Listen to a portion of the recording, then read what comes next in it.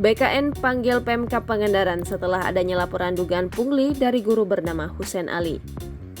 Badan Kepegawaian Negara memanggil pemerintahan Kabupaten Pangandaran terkait viralnya kasus dugaan pungli yang dilaporkan oleh guru ASN Pangandaran, Husein Ali Rafsanjani.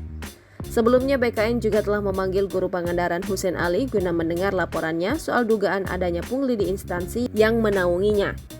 Melalui akun Instagram @bkn.go.official, pada Jumat 12 Mei 2023 malam, BKN menjelaskan alasan pihaknya memanggil Pemkab Pangandaran.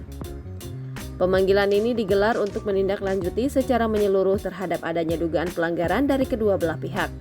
Disebutkan investigasi awal telah dilakukan dengan pemanggilan pelapor oleh Kantor Regional 3 BKN Bandung pada Rabu 10 Mei 2023.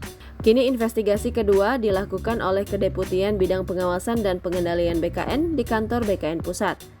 Kemudian, setelah pertemuan ini, sejumlah pihak yang berkaitan akan diikutsertakan termasuk LAN, Kemenpan RB, dan Pemprov Jawa Barat.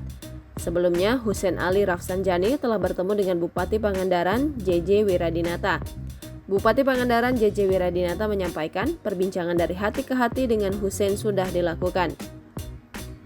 Menurutnya, kalau hati ke hati akan lebih memikirkan bagaimana bersama-sama soal Pangandaran dan mengenai guru muda Husein ke depannya. Menanggapi Bupati Pangandaran yang ingin mempertahankan Husein untuk menjadi ASN di Pangandaran, ia menjawab hanya ingin menjadi guru. Soal ada tawaran dari Gubernur Ridwan Kamil untuk menjadi PNS di Bandung, ia akan mempertimbangkan. Jangan lupa subscribe, share, komen, dan like ya!